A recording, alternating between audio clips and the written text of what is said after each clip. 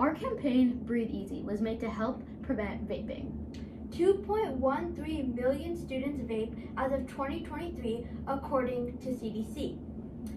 Vaping is the use of e-cigarettes. These devices heat liquid that contain harsh chemicals and turn into aerosol to be inhaled. These chemicals include nicotine, formaldehyde, acrolein, and other toxicants. In addition, vaping is known to cause more mental health problems, according to the National Institute of Health.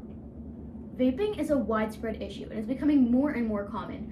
We decided on vaping because it was a problem that didn't just affect strangers.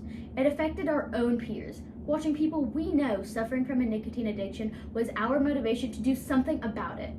Our first goal was to inform people about the negative effects of vaping.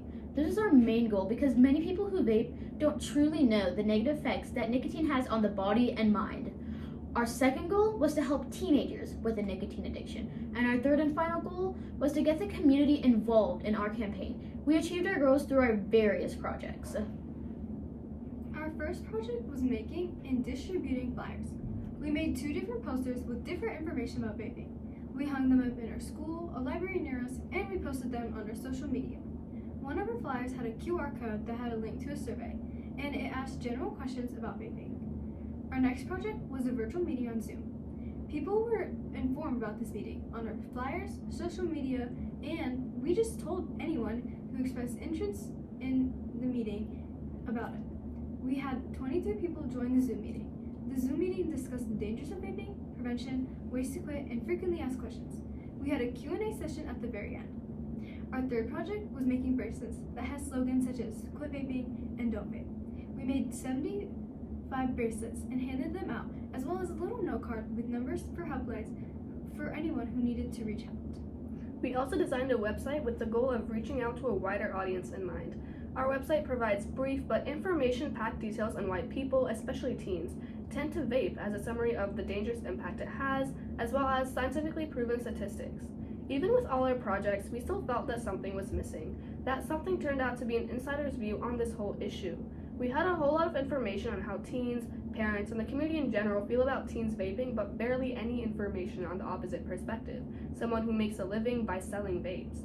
Contrary to our predictions, the manager of the vape store we visited actually agreed that teens vaping is not a good idea and clearly stated he refuses to sell vapes to anyone that does not have a valid ID and/or looks underage. However, he disagreed on the statement that vaping poses harmful effects, and this also addresses our goal for this campaign, to properly educate people like him and others about the extensive harmful effects of vaping. When delving deeper into vaping, we found a company called Highlight. This company creates vapes that look like highlighters, making it easier for teens to hide them in school. We found that more vapes were being made to look like common day items.